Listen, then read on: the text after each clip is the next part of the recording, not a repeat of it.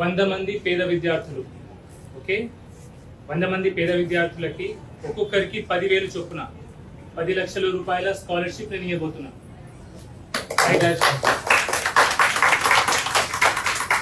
ఏ ఒక్కరిని కూడా నేను సెలెక్ట్ చేయను.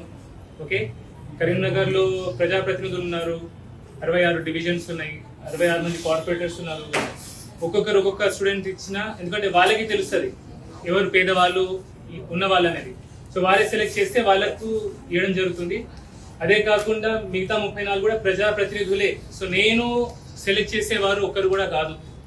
సో దయచేసి నా దగ్గర సెలెక్షన్ కోసం రాకండి. ఓకే, ఒకటి,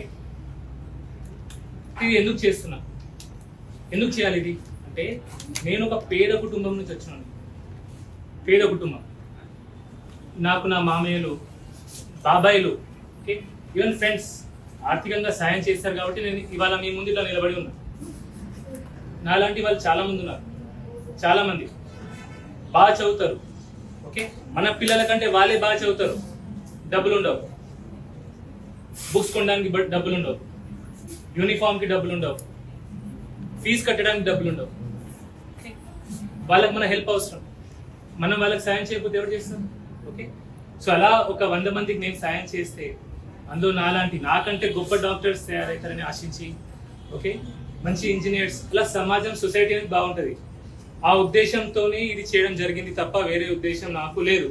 ఓకే, సో ఇది నాలాగా ఒక ఎగ్జాంపుల్ నేను సెట్ చేస్తున్నాను. ఎందుకంటే నేను ఒక చిన్న డాక్టర్ని. 10 లక్షల రూపాయలు నాకు చాలా పెద్ద అమౌంట్. గొప్ప వాళ్ళు, బాగా సంపన్నులు చాలా మంది ఉన్నారు. వాళ్ళు కూడా ముందుకు వచ్చి ఇట్లాంటి యాక్టివిటీస్ చేస్తే ఏమైతే అంటే ఒక మంచి సొసైటీ ఏర్పడుతుంది. రేపు ఒక మంచి సొసైటీ ఏర్పడితే రేపు ఎవరు ఉంటారండి సొసైటీలో? మీరు, నేను ఉంటాం, మన పిల్లలు వెళ్తారు. మనం ఎంతసేపు మన పిల్లల గురించి ఆలోచిస్తే ఏమైతే మన దగ్గర ఫుల్ డబ్బులు ఉంటాయి కానీ సొసైటీ బాగుండదు. అప్పుడు మన పిల్లలు హ్యాపీగా ఉండగలరా?